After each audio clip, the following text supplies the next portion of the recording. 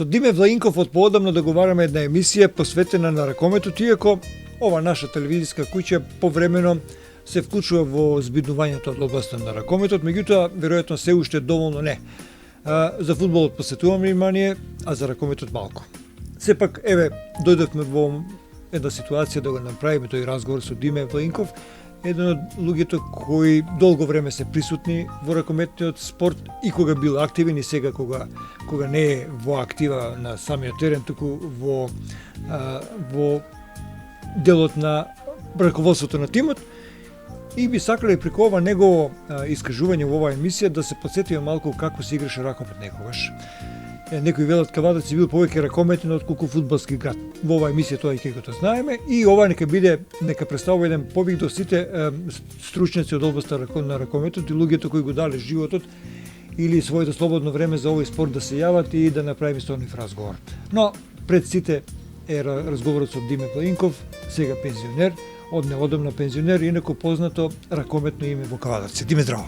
Здраво, добродошли. Добре. Баш ме е чеј што дојдовте и да си помирим убаво. А кажи ни, дали навистина е така дека на фудбалот повеќе му посветуваме внимание или поинеко да го формулирам прашањето, поголем спорт ли е ракометот од фудбалот во Кавадарци? Маријан, слушај да ви кажеме на работа. Тоа секој ракометар ќе го каже дека повеќе на фудбалот му посветуваат внимание, помалку на ракомет. Али да ти кажам право, за чисто како кавдарчанец, како спортист и како поралешен и сегашен, като ти што спомна, можам да кажам дека 51 година сум во ракометот и у спортот. Ја не само ракомет, го сакам сет спорт. Како ќе видам децата тренират, мене ми е душта пана. Тоа што го викаш ти сега, дали е фудбалот или ракомет, не може да се мери.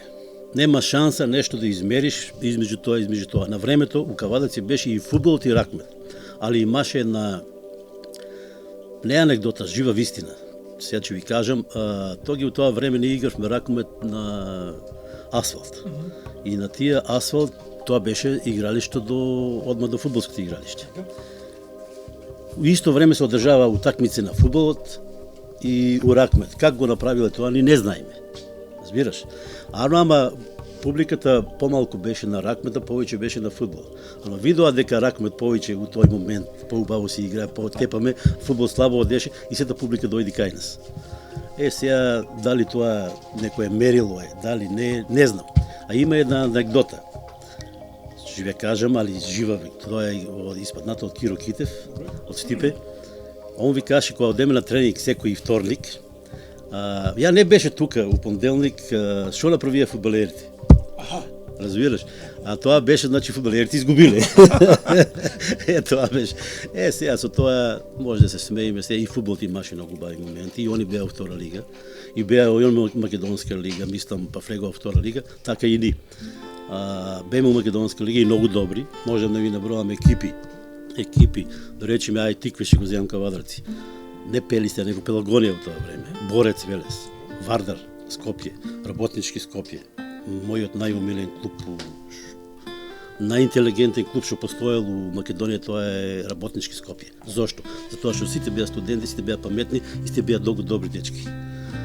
После Партизан Гевгелија, па после тоа се уклучи и Исто што Македонија имаше Куманово се уклучи. Сите Николе така. После тоа беше Сите Николе у времето на Чакарот на Лазаров, татко мали, тоа беше отом под, затоа што тие игреа у Скопје, па после формираа екипа у Свети Николе и така да и таму беше добро. И тоа кога ти ги зборувам, у Скопје имаше и такви екипи како Пролет, како Југ, како Бетон, како Бутел, али тие беа послабија, али беа малски екипи. Кога ти зборам малски екипи, Работнички беше градска екипа, у смисолот на тоа што беа сите студенти, интелигенти. Тоа кога го зборувам, кога го кажувам, вратите се назад. Зошто Југославија у фудбалот не освои некои први места на, да речеме, на светско првенство или европско првенство? Зошто у ватерполо освои? Зошто у кошарка освои? Сега никој не го резонира тоа и никој не го кажува зошто е тоа така. А јас ќе ти кажам за тоа што у ватерполо сите беа студенти и завршија факултет. Значи ум има у главата.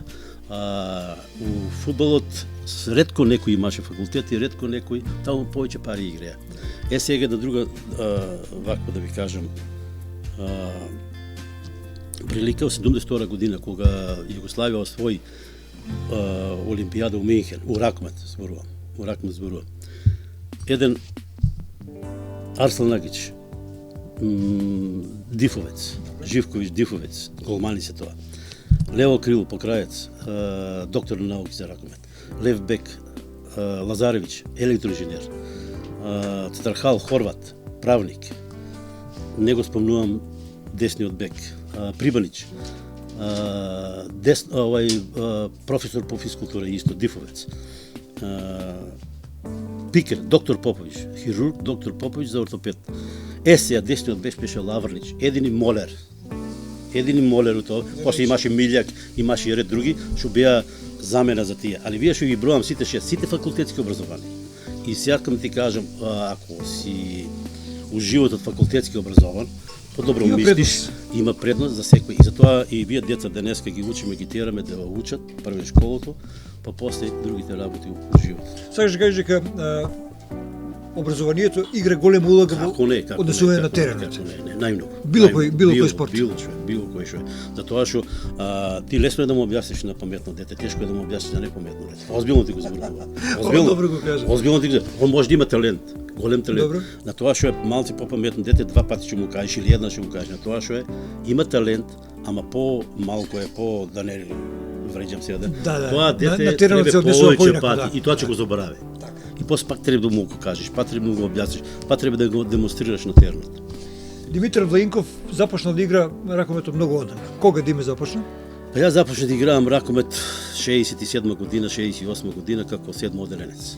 Тоа се 13 години мои во основната школа Димката Ангел Габерт. Во тоа време многу се посветуваше внимание на ракометот во школите. Имаше и атлетика, имаше и други, кошарка послабо, имаше фудбал, али во тоа време ракометот беше прв меѓу децата у школите. Да речеме Страшо Пинџур школата, Димката Габерот, Ваташа Димката Габерот, Тодор Шефов горе и Росоман.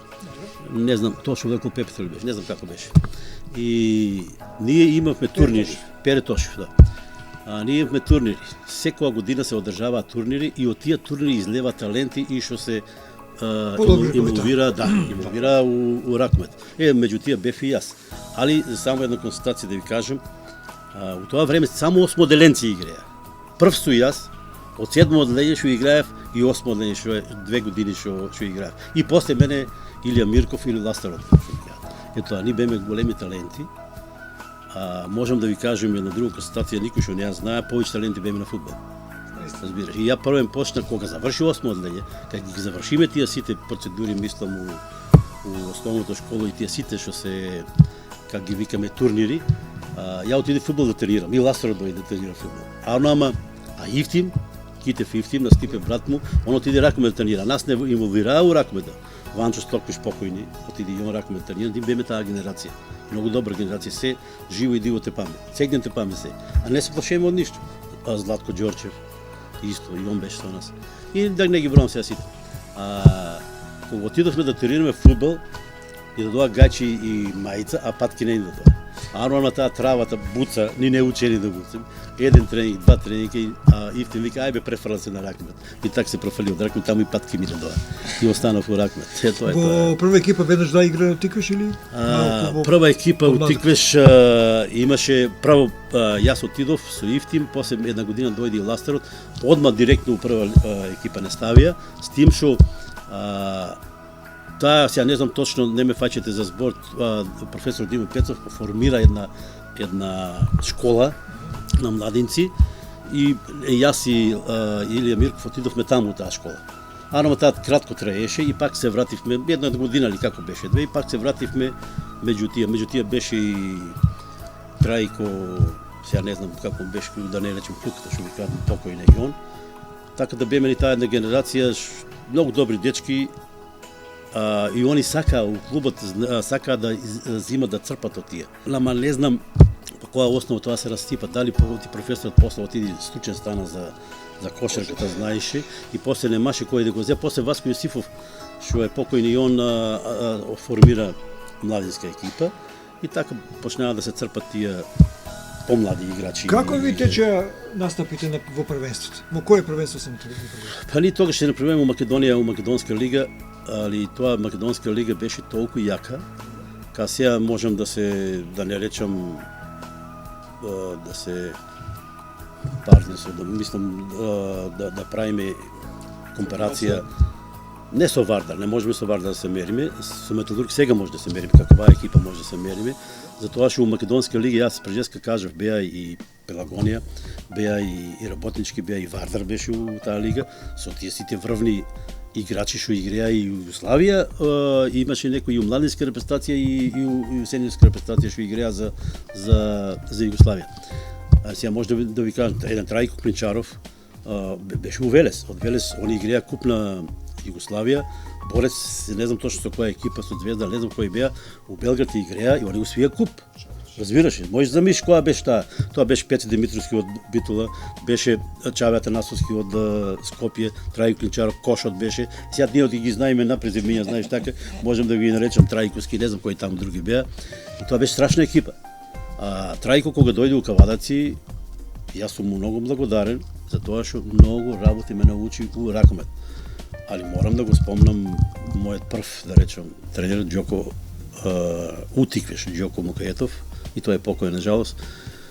Па ти кажам право, нема никаква разлика и од тогашните тренери и сегашните. Може малци снагата и кој како ќе го спроведе тоа. И ќе ви кажем една друга анекдота, се ако може да се убаца таа анекдота. Пред 2 години, усвари 4 години ја одам на Академија Лушовски у Маврово. Некои може не знаат, некои знаат. Стефче Лушовски е на невестата внук од сестра. Мене, значи, многу мило дете. И на таа академија одам секоја година и таму има врвни тренери, што идат, меѓу тие и Војович или Џукич, селекторот на Црна Гора. У една прилика ја и Дивиот седиме на клупата и Војович Петар Ангеловски, да, Дивиот, го знаат сите. Диви, и мене повеќе ме знаат Буза, него Димо Линков, не е битно. И една со децата он тренира. Како тренира? Прави една вежба и иде кај нас и се смее. Му викам Војо, па ова вежба од 68 година ја му викам, знаеш. Од тоа мојот тренер од Џоко Мукет. Па све е исто бедиме, само кој и како ќе го спроведе вика. Разбираш? Тоа се тие некои анекдоти живи истини. Како се играше некој ракомет како сега, кога сме кај овој дел на Моавет? Дали битно се разликува? Многу се разликува, зошто ви кажам одма. Не можеш да споредуиш тогашно време и сегашно. Јас стално се фаќам у мислите кад би било, што би било. Зошто го викам тоа? Го викам тоа, ако таа екипа имала сала, и ако таа екипа ги има вие услови, сега што ги има, да тренираш 5 дена или 6-7 дена у неделта и да одиш да играиш, не знам кај би стигнале. А на тие услови што ги играеме ни порано, на снег, на дожд, на сонце и по асфалт да играиш, и да влезеш во втора лига. Во втора лига да играеш со Партизан Белград, што имаше еден Копривица, репрезентативец на Југославија, еден Мартинчевич, репрезентативец на Југославија. Да играеш со Апатин, еден Јелача, не можеш да го задржиш едноставно. Не па да го парираш, не можеш да го задржиш.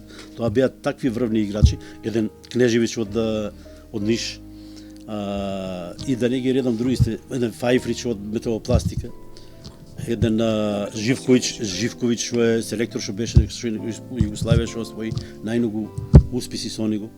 Он брнеше у ФАП. И можеш да замислиш, ние со тие играеме. Со тие се носеме. Ако и не се обрукавте ние. Не, дума да стане. Ако ни тренираме 5 дена, ни тренираме вторник, среда и петок. На отворено. На отворено. Дали грме, дали врне, дали сонце гре, никогаш не го откажаме тренингот. Никогаш не се откаже тоа. Таму имаше толку другарство за време на пријателска утакмица или за време меѓу себе утакмица, што ни се тепаме. Тоа не пази сега, не зборот тепање, него дуел игра, разбираш, се да не го пуши, да не влезе, едноставно да не се смее. Деби, колку заработуваш од ракометот тоа време? У тоа време многу заработував. Ми се испани душта. Тоа е разликата меѓу сегашните и овие генерации. Не можеш да го споредиш, не можеш да го споредиш тоа. Да, може да кажам други работи. У тоа време ракометарите, фудбалерите не сакаат толку, и тоа ќе го кажам, али ракометарите ги запослува на убави работни места. Морам да го знаат. Добро, без го знаат луѓето тоа. Го знаат тоа. И за разлика на тоа, па никој не одсуваше од тренинг. Од лозијаната луѓето идеа тренираа. А сега ќе го молиш да дојде на тренинг и ќе му даеш пари и не знам што ќе му и услови му даваш 300, ги водиш на припреми, трчиш за ни, ти најубаво е знаеш и па не ја погодиш работата, разбираш. Ја не викам дека не грешиме. Секој греше, секој жив човек греше и секој човек има грешка, али у тие не се споредуваат. Јас сега гледам, да ти кажам право, да го земе ево го Драге Бесинца, Драге Ристов. Човекот болен беше за ракомет. Не знаеше како да ни погоди. Не знаеше како да ни погоди. Јадење, пиење, пари нема. Нема. Тоа ги сизот плачаше и некоја фирмичка вака што е појака тогаш ка транспорт или не знам кој беше тога. И тоа е у однос на ручок да ти даде, а не е другото. Патки да ти купат, дресови да ти купат, гаќи да ти купат, да не го купуиш тоа од дома да не го носиш. Популарниот Бузата или Димитар Влинков играше на многу силна, тешка позиција во ракометот, тоа е пикер. И сега би сакал, еве, од негов аспект, лично да ни каже како е да се игра пикер, тогаш како сега. Ја не знам, ти дали знаеш? Не знам и затоа јавност, и не знам и јавноста дали знае. У ракометот прва позиција е голманот. Тоа е таква позиција да и никој не му се лути на голманот. Зошто го зборувам тоа? Голманот може да фане зицер 1, 2, 3 да преокрене сета утакмица. Сега, втора позиција никој не знае па дека е пикерот. Сите мислат бекот е. Сите мислат крилто е. Сите мислат тоа. Зошто е тоа така? Затоа што ти еден пикер треба да е физички спреман многу, треба да е психички спреман многу и треба да е пргав у секој дел на играта и у секој смисол на играта. Тоа не може да го кажам сега јавно некои работи, затоа што не е закажување. Што се тие финеси, тие ги знам и јас и ги пренесувам и сега на децата. Али, зошто го зборувам тоа? Пикерот треба да фане топ, да се постави, да фане топката. Тоа е една работа. Друга работа треба да се заврти, да даде гол. А тоа дури да го направи, 5 души врзни го може да го отепат. Тоа е една работа. Друга работа, за бекот да даде гол. Пикерот треба блокад да направи. Бекот како бек сам не може да може еднаш во пат да помине, не викам ја дека не може. Финта ќе направи лево десно или десно лево и ќе влезе. А ако пикерот не му направи блокада, нема шанс да помине. Не едниот бек на центрхалфот или на другиот бек. Може и на крило, али тоа е веќе отом потом, значи затоа што крилото е подалеко од него. Сега има пикери да не речам линијаши. Тоа за мене не се више. Само линијаши. Он не излева на блокада, он не фаќа топка и тоа за мене не е пикер. Ако ти не испаднеш на 9 да направиш блокада или на 8, па и на 10 блокада се прави сегден. А затоа што блокада кога се прави се фаќа 20 играчи бекот да помине да даде на другиот бек. Од секој спорт, Маријан, секој спорт, и фудбал, и ракомет, и ватерпол, и кошарка е вишек човек. Ако не направиш вишек човек, как ќе даеш гол? Индивидуално можеш ти? Не е проблем. Ама еден ќе те фанат. Ќе види таму има тренер, таму има играчи, ќе те фанат, ќе размисле мал, ќе рече сета игра е префрлена на Маријан или на Димо, не е битно, и он влева, само он дава голем. Ќе стави човек, ќе те фане. Еднаш во пат ќе влезеш, третиот пат не може да влезеш. Дали физички си бил гњавен? Многу, многу. Како изгледа една утакмица? Сега како изгледа една утакмица на пикер? Утакмица на пикер изгледа вака. Ако дадеш 4-5 гола па на капа, а ако направи 7-8 пенала, ош поголемо. Сега тие тоа не се гледа од публика. Публика го гледа на пример еден Трајко Камчев или Трајко Ваков дека дал 10 гола, а не гледа дека јас сум му направил 11 блокади. Разбираш ли? Пример сега го кажувам него за тоа што со човекот живеам многу убаво и кажувам тие такви работи. Сите тие што се направиле пенали, сите со чотек, со мање, со куткање на земја, тоа што не го гледа публиката. И публиката го гледат пенал кој ќе го даде, Кирил Лазаров го дава пенал и дига раката. А пред тоа Стојанче Стоилов го направил пенал. Разбираш што сакам да ти кажам сега? Тоа е чотекот. Сега да ви кажам на утакмица 72-3 година играеме у Шабац. Тоги Шабац беше со Фајфрич, со Павлович, со Алексич, сите репрезентативци на Југославија, дојдени од 72 година, тоа што ќе зборував претходното од Минхен. И они Зорка Шабац ги взе како спонзор и сакаа да влеват у прва лига и влегува у прва лига и после знаеме што направија они. Станаа 2 пати европски прваци и многу убава екипа направија. До 45 минута на таа екипа на овој Шабац, на Шабац ни водеме на Металопластика. И никој не го верува тоа. Од 45 минута до 60 минута 7 гола ни доа, ни еден не добаве. Жени победија. Али пази сега, кога испаднав ја од утакмицата, вам моите буза гледат, вако бев модар. А не чепнат со рака вака. Само со гради, само со одвие на ние. Разбираш? Тоа е врлинта у спортот, тоа е убавото. И че си честиташ, и че, како ти кажам, че му честиташ на противникот за тие работи. Шпикер те изложи буквално на тешки физички... Најмногу може да издржи се. Некој посериозна повреда? Посериозна повреда, сега не знам точно која година беше после војската, тоа е значи 76-77 година, 77-78 година. У Приштина, че играеме на отворено. Одиме да играеме у Приштина отворено, имаме многу убава екипа и теренот кога го видов, од јас у Пикер гледам ситно камчиња. Де си викам нешто ќе биде сега. Застапнав тартан. Леле убавина. Тартанот пропаѓа, знаеш и можеш да паднеш. И земе до 15 минути 3-4 разлика во демене, на контра отидов со ластерот, а зедов топка да му давам него прибрав и да шутнам. Како скок на еден, ми удари еден бокс у лицето и паднав копица на земјата. Сет од 10-та страна до долу до глезнот, сет бев крв. Али јас су крив. Не спиев цела ноќ, насар надобев. Си дојде до 4 саат со бајле. Јас су крив. И тоа е искуство големо. Многу големо искуство. Сека утакмица, после тоа јас никош пред сека утакмица не пиев, не одев ни на такви работи. После утакмица можеш што сакаш да прави. Чисто и да ти кажеме, на тоа беше недела. Луѓето таму, тие што беа од управата од Приштина, ме зедоа со колама да си во болница. Ми изчистијаха што требаш да ми чистат сет, али таква болка у животот немам. Ја нога имам скршено, не ме болеше толку убаво што ме печеше.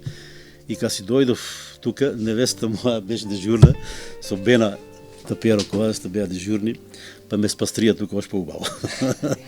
Разбираш? Тоа беше таа малце. Поти еднаш нога таска. Добро, на прстите повреди имаме сите ракометар, нема нескршен прст, нема нескршено од тие дел. Тоа се работи ако не си спремен. Мислам, тие повреди се дешаваат ако не си спремен. Ако си спремен, нема шанса да го... До кога активно се занимаваше со ракомет? Ја активно се занимавав до 84-85 година.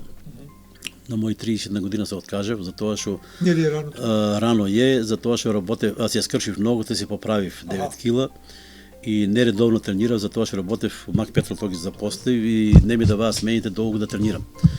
И еден доктор, покоен Боцев, седна, разговараше со мене, вика, ако сакаш, вика, понатка си продолжиш животот, откажуј се или од работа, или од ракомет, откажуј се, разбира, затоа што или тренирај, сакаше да каже, тренирај за да играеш, за да не си направиш бела, или па работи на работа, откажи се од ракомет. И ја го послушав него, се откажав од ракомет, ама у тоа време 84-85 имаше една генерација убави деца, младинци, ги водеше покојни Лазар Масларков и управата беше тоа ги одметал Промес со начело на Томе Чемерски, со Перо Грков, со Бошко Глигоров.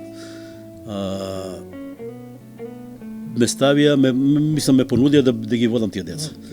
И со разговор со фамилијата, и пак да се занимавам, не можев, одма да се откажам, разбираш. И почнав со тие дечиња да работам, може да ги кажам, тие деца, Миле Масларков, Симеон Чурчиев, што е на Монко, што е Америка, Зоран Јосифовски, Блашко Јосифовски, што се... Јака генерација. Дане Попова, што е газата, Вајнто Кузманов, Чемо, Чалката, и сега може нека из... Па да ти кажам, право многу добри деца беа и многу слушаа.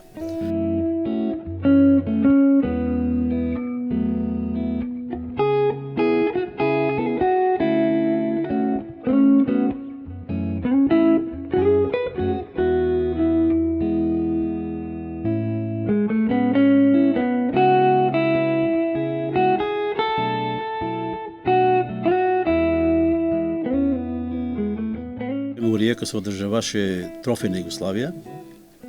Тоа е 86-та веќе година. Јас Лазар Масларков и Благој Димитров, Блајш Димитров, што беше директор на шумарската школа. Блајша водеше женската екипа, ја машката, а Лазар Масларков беше координатор на тие на двата клуба и на тренерите. Па можам да ти кажам, во Риека бевме 9 дена, 420 тренери од цела Европа, може и од светот имаше, некои не ги знаеме во тоа време. И беше феноменално. Арнолд сме отишле да видиш. Арно, ама тој ги у тоа време Томо Чемерски ви каже да има ела вамо шо. Ева ти едно пенкало и една тетрадка. Ја ги чувам още тие. Не знам кај ставени. И вика, пишете таму се што се. Ние таму пишеме, ама кажеш, во детето со камерата што е, швеđани, шпанци, германци, норвежани, данци, сите со камери беа. И сите снимаа. Тоа знаеш што значи што беше?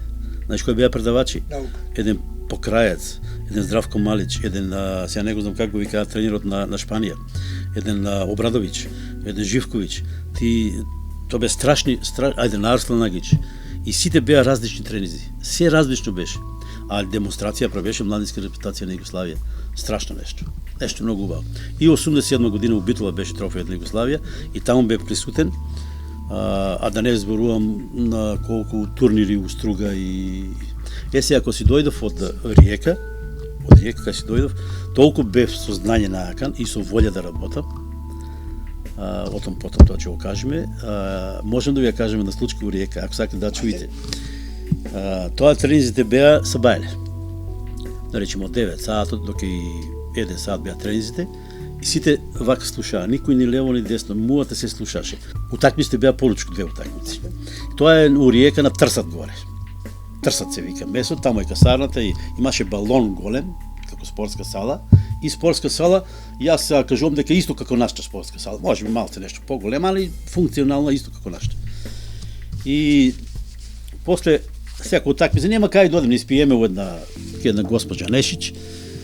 Сите си одуват бано тоа, знаеш, и кај ме колата со кола бев од Кавадарци, со Лазо и со Блајшто, и паркирани погоре, излева едно девојче.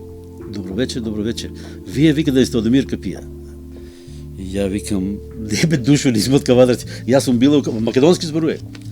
Хај бела се, вика, ми Лазо вака ме гледа, дим што да правим, што, не знам што девојче. Иде у тие моменти една госпоđа. Добро вечер, нормално на српско-хрватски, вика, извините, вика, јас сум жена од Мирка Пија, татко е на девојче од Мирка Пија, дали сака да дојде по едно кафе да се напиеме? Лазо вика, што ќе правим, жената не канемо, викам, што да правим, да одиме да се напиеме по едно кафе. Слегнаме таму, и жената сваре кафе, сега не знаеме што е работа. И она го несе кафето и вика, че извините, вика, моето момче е покоен сега, али он е од Мирка Пија. Тука беше на служба, земе едно девојченце имале, Македонија многу асака, вика. И апа Лазо ти беше извршител и сите ги знаеш од Мирка Пија, кој е мој брат, кој е мој, сите ги најде, знаеш. И како седиме, иде еден господин, вика, добро вечер, кој сте ви, вика. Ама викам, ние сме од тренери од Кавадарци. Кај бе од Кавадарци? Од Кавадарци, вика. Ја, вика, од 62 до 68 од Трилноградне работе, шофер бев, вика. Ја му викам, од возраст су женет. И вака ми вика, знае, невест, од Чешко Владовик да си женет, од татко. Ево е жива истина, ти кажем право, и многу баво си поминава. Колку време со тренерството се занимаваш?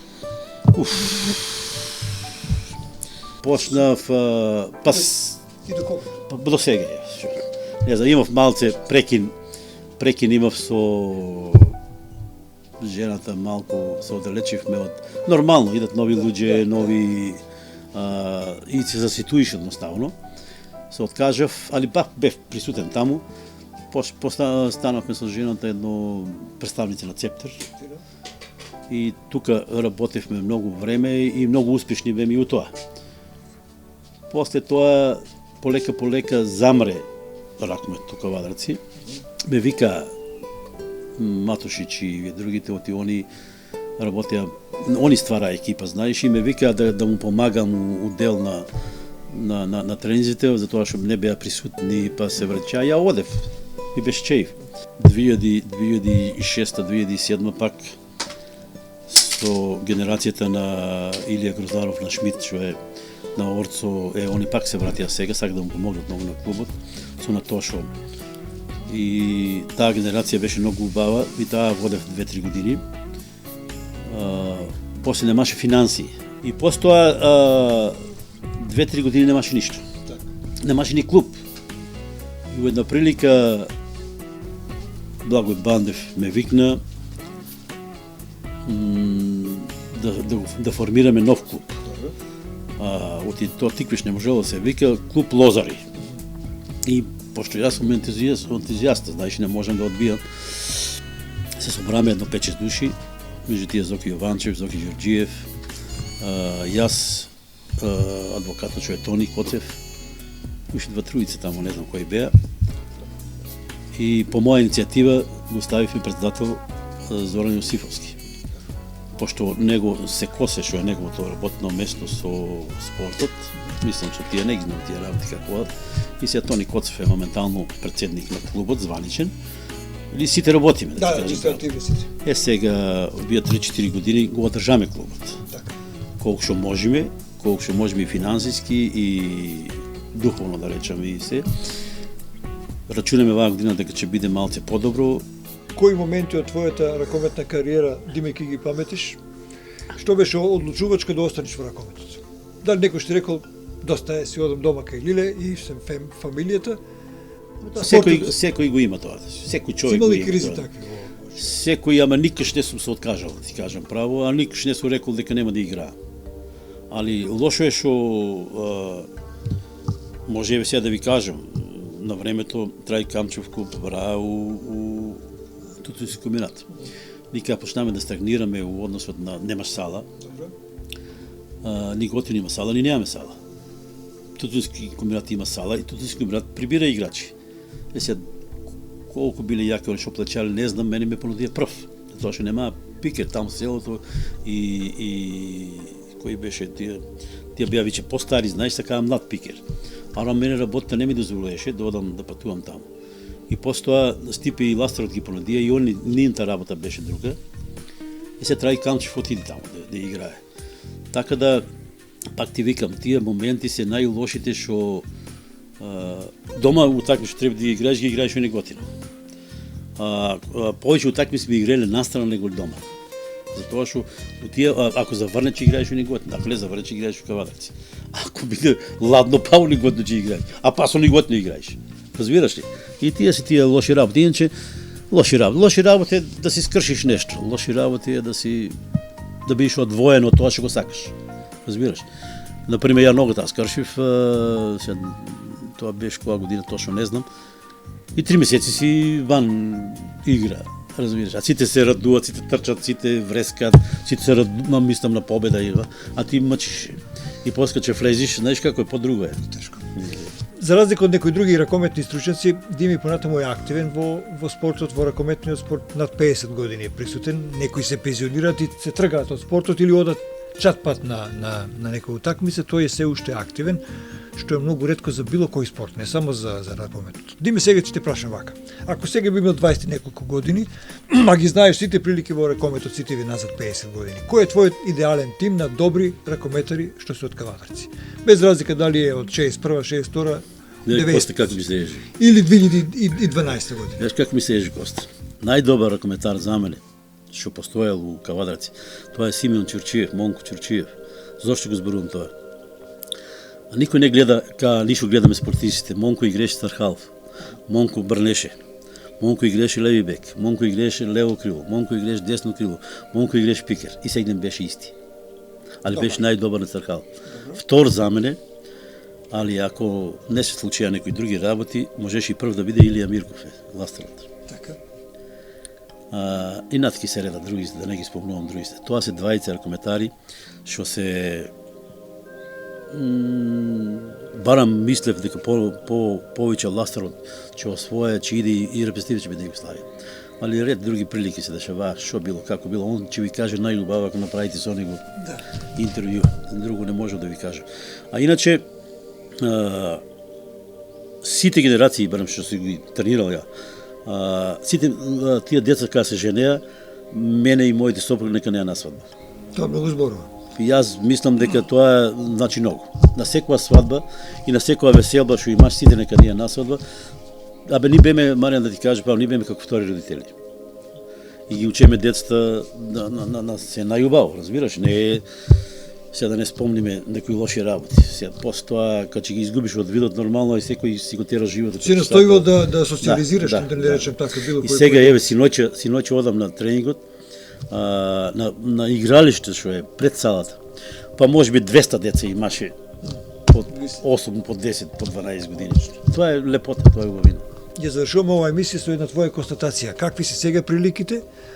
Можеме ли да спасиме нешто од овој спорт во Кавадарци? Ја мислам дека сега пардон, ако сега дојдоат две млади деца у управата кај нас, што е управата стално отворена за секој. И тие деца се многу амбициозни и многу добри, плюс тоа се и рекометари, факултетски образовани деца, што сакат да работат, што сакат да стварат, што сакат да ги гледат визиите напред, разбираш. И тоа е многу добро, а имат целата поддршка од нас. Целата поддршка од нас. Макар и никош да не стапнам на игралиштето, сакам овој спорт да успее, сакам да се врати на старите патики, да. И сакам што повеќе деца да има. А тоа мислам дека ќе го направиме и понатики имаме визија некоја. Слушам дека има и финансиско подобрување. Сега за сега има малце подобрување, најава, а мислам дека ќе има и повеќе. Абе финансите, Маријан, финансите идат ако имаш успех, ако немаш успех, кој ќе ти даде? И тоа е така. Не ти дава никој пари. И што и ја да се нема да му давам пари. А па ја колку пари имам потрошено, не сте свесни. Колку пари имаш потрошено? Не знам. Бидејќи си ја сакал оваа игра, веројатно не си ни гледал кога си давал. Ништо не знам. Не знам, ти кажам. Твоите деца се занимаваат ли на било кој начин со спорт? Моите деца и черката почна кошарка да играе, ама вајде не е била талент и се откажа, али добро е, спортуеше. Синот почна, не се каже ракомет, он почна карате. И стигна до црн пояс на карате и толку се приликите кај нас, после, знаеш како, коленто го повредија. Во Македонија е така? Да.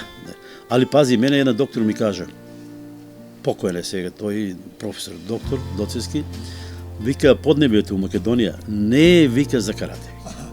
Сега он тоа стручно го објаснуваше, дека била напрегната јетрата, дека страдала јетрата ваму нам. Ја тоа не знам да го објаснам, не знам да го кажам. Вика Македонија е поднебе само за колективен спорт. Сега колку е тоа така, што е така, стручните нека кажат.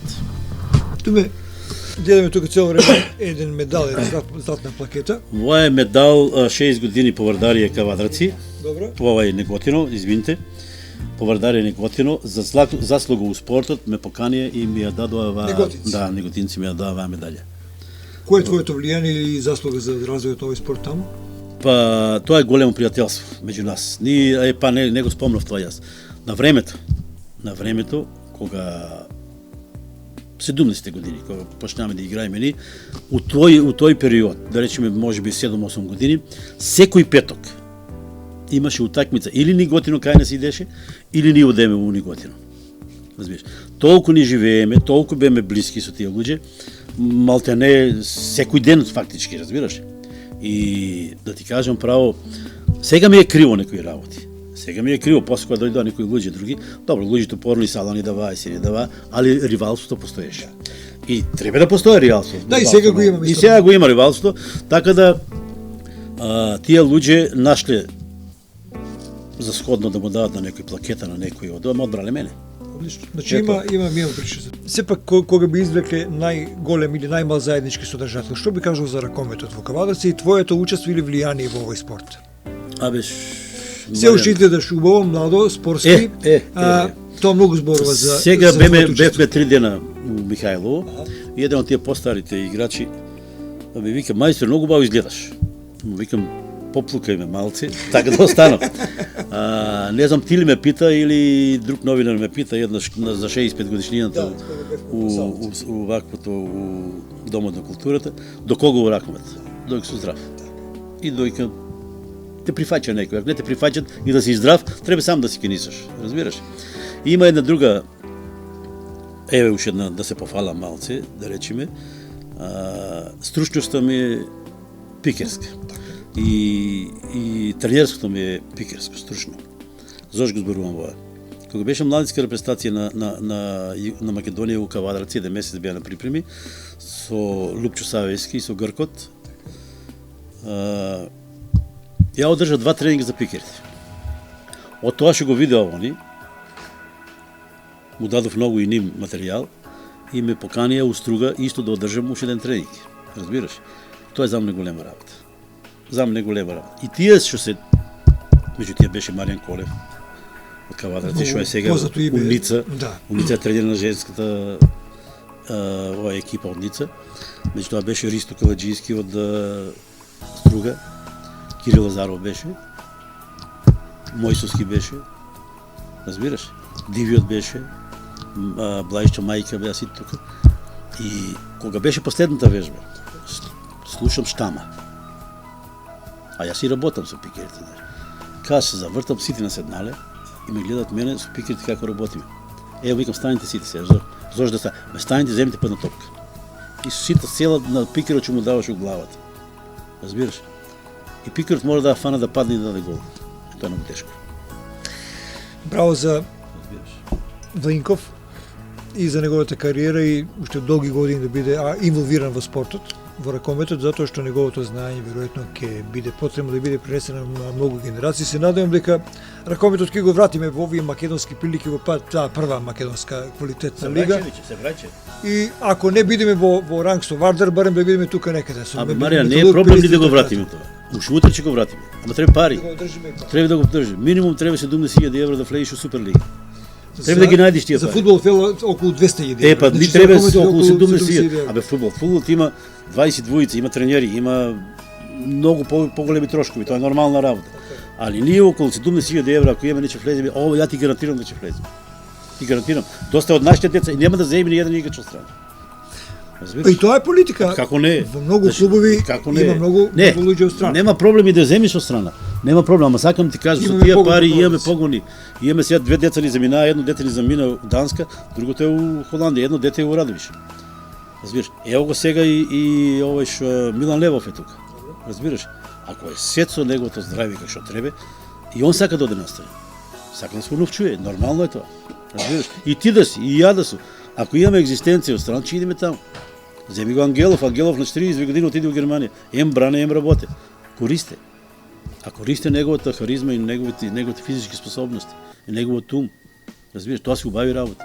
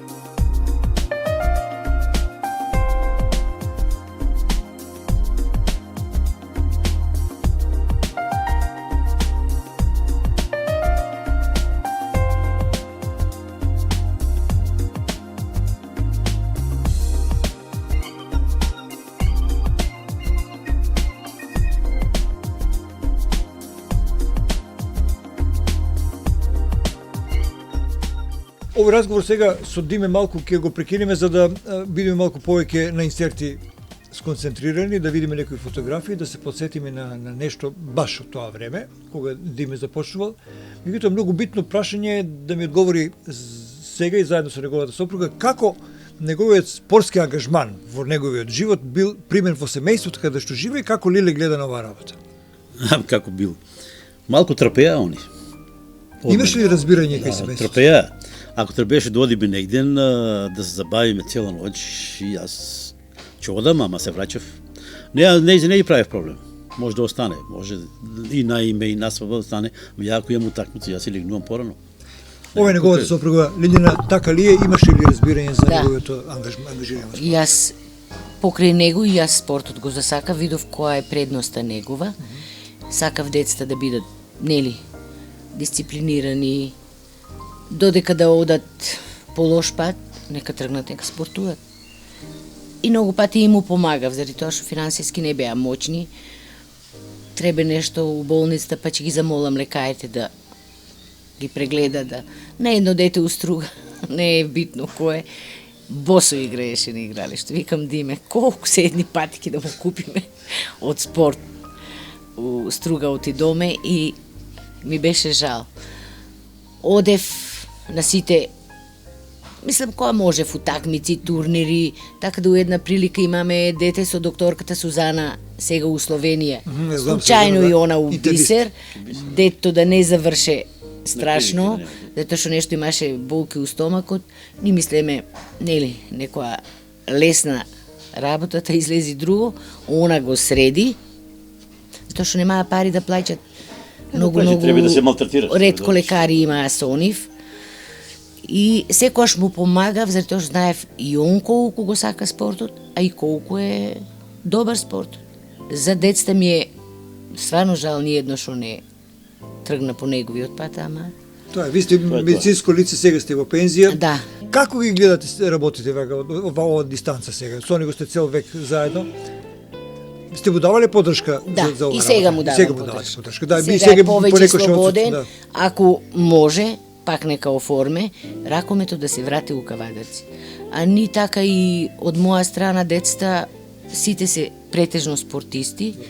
На сестра од Битола, Стефча Алушевски е познато, незаменливо име во македонскиот на брат ми девојчето дипломира и она ракомет играеше.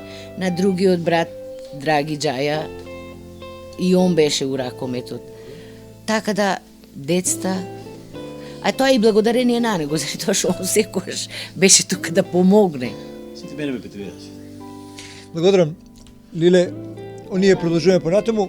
Ова е една фотографија која е според мене историска, убава. Диме, што гледаме на неа? Мене ме е посебно драга. Со тие луѓе што се тие ракометари да играеш тоа време е голема чест и голема работа. Ако сака да ви ги наброам. Да, може, поверите. Да. Тошко Шкрипевски, голман, од Прилеп дојден тука во Женет, Ванко Чурчиев, легенда на ракомет, тука Вадраци. Васко Димитров, исто, легенда. Симеон Чурчиев, легенда.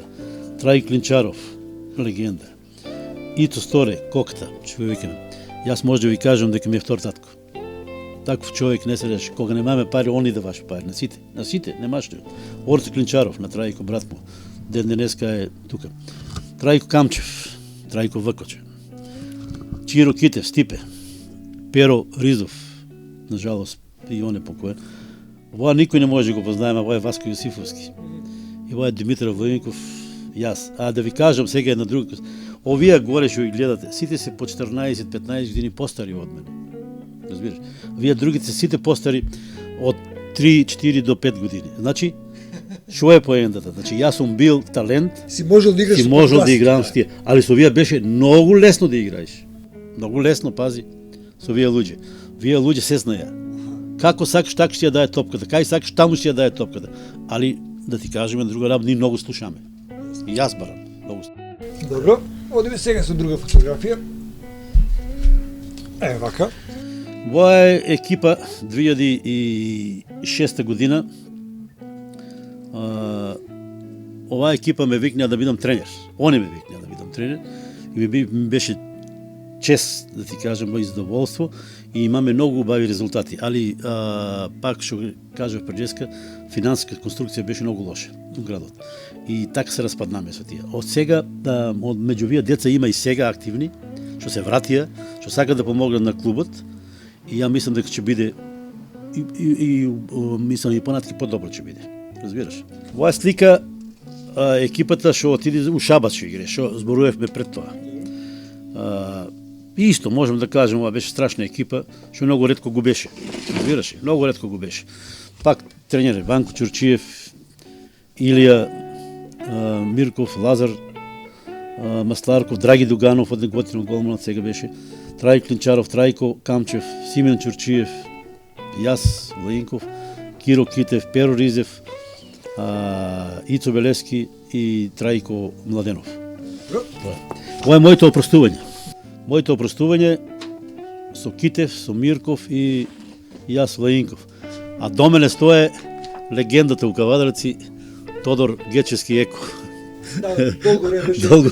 Ама се беше, негде беше овој присутен. Ова е после војската кога си дојдов јас. На мене 78 година, јас 77 си дојдов.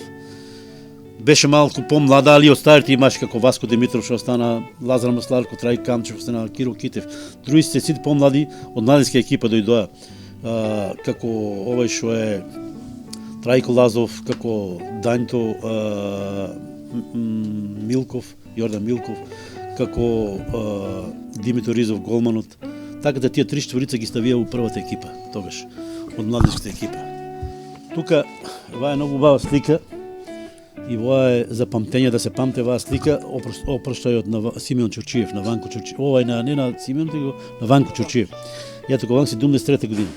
Ваа ми е една, јас тоа 73 како 18-19 годишно момче, бев најдобар на утакмицата. Едно 7-8 гола дадов и не знам колку пенали направив. Никој не можеш да ме задржи. Разбираш? Форма беше страшна. И оваа беше страшна екипа. Тука има и го и како го вика Стоичето. Стоичето беше многу голем талент, многу голем играч како десно крило и левак. Арнама му се створи една повреда, рамото му излеваше и не можеш да продолжи да играе. Тоа се тие работи, Маријан, што у тоа време ги немаше пекови у спортот, знаеш. Сега друго е прст кршен, че ти помине за 2-3 месеца, а воа рамото ти се вади. Секој утакмица му се тоа страшни болки, па да му го извади, па да му го намести докторот. И ни се соживуваме со тоа, ти кажам право. Ова е продолжение на таа слика. Тогаш Ванко се откажа, како се откажа, он стана 74-75 тренер. Така да немаме некој голем успех у првиот мах, знаеш. Се нова екипа се ствараше и така натаки. Ова е веќе помлада екипа, 80 година. Симеон Чурчиев и Лазар Масларков беа тренери. Тука дојдоа и Јошев Коцо, Темо Златев, Лазов и Петрески Тони, Младенов, Масларков. Лечат Слава Атанасов беше, Џоко Василев, тие се покојни сега, Мишо Колев, Шемов, Тодор. Сета беше скрос изменета екипата, знаеш, од младинскиот погон на Тиквиш, со малце што постари. И ева оваа екипа 87-88 година. Јас сум тренер, 86-та станав тренер, 87-та и воа сите младинци ми идат до мене. Тука Зоран Јошев малце постар и Коцо е Трајков. Тоа е Трајков е Дане Попова Кула, Кузманов е Вањто, Чемо, Димитров е Гоја, Каров Златко што е Сачијата, Коцо Јошев. Бакулевски е тука, Зоран Јосифовски е тука, го се председател на судот што е Сакалиев, голмот и Блашко Јосифов, брат му на Зоран Јосифовски. Тоа е старото ракометно игралиште. Тука земјата била црвеница, така вика. И ако заврне дожд со патки не може да трчи спазга. Гледате колку публика има. Гледате. Тука и немаш трибини. А преска спомнавме една работа кога се одржаваа утакмиците со фудбалот.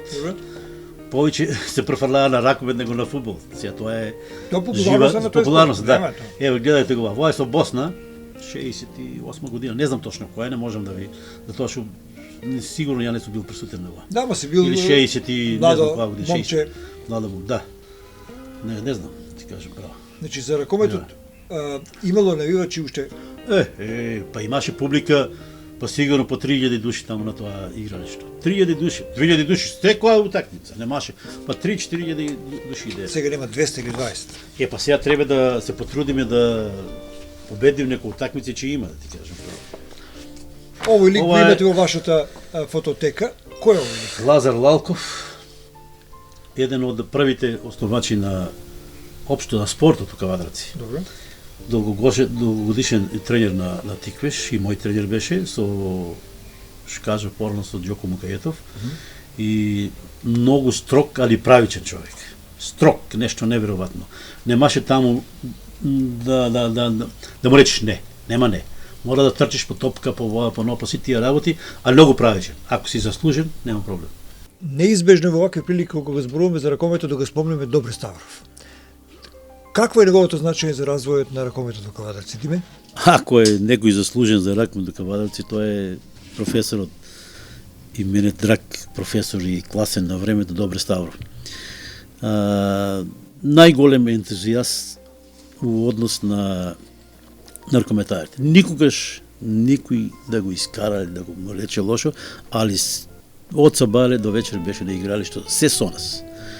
Можам да кажам се нај за него. За сите генерации ракометари, не само за вашите и потоа што доаѓа. За сите. И ден денеска онако го викнеме на усалта да дојде, он ќе дојде. И на прослави што одиме, иде, и на се толку го сака ракометот, и толку нас не сакаше, и нормално и Драги Ристов. Не можем кажам да без Драги Ристов не можеме да дишеме со него. Он беше малку подругар со нас, помлад малку, така да двоиста Добре Ставров и Драги Ристов се дополнуја. И уш една случка морам да ви ја кажам. Играеме у Битола на отвореното игралище, 6-7 милиони души публика. На самата ден на Великден. Можеш да мислиш што беше. 6000 јајца паднаа врз нас, великденски. Добре Зафиров, добре Јануш, го фана едно, го излупи и го изеди. Тоа беше страшна работа. Али таков човек што изидоме, тоа е нешто страшно. Ако не изгубиме, не можеш да излеземе од таа. Не, можеш да изгубиш таму. Два пати топката мааме у аут. Пенали правиме, а водеме 17-16, уж 2 минути имаш при крајот. И пенал правиме и на Симеон Чуршиев му вика на Перо да не си го фанал пенал. И баце пештен, так го викаме, се раскрили и го удари топката. И сега Монко место да се радуиме, го пцуе Перо, Монко сама му удари топката, сама му удари, неа фана ја. Ти знаеш како тоа, страшно беше. А ваму ја млад најши, флевав унатре, излевав, ако ще седиш на резервната клупа, беше сето покриено и се нози маат, да врзнеш. Сето тресиш, ако влезеш на 3 јајца, врстеве паѓат. Страшна работа. Дим, благодарам што ми беше гост. Молим, победите друг пат. Благодарам и вам што не следевте. Пријатно со програмата на rtk.mk.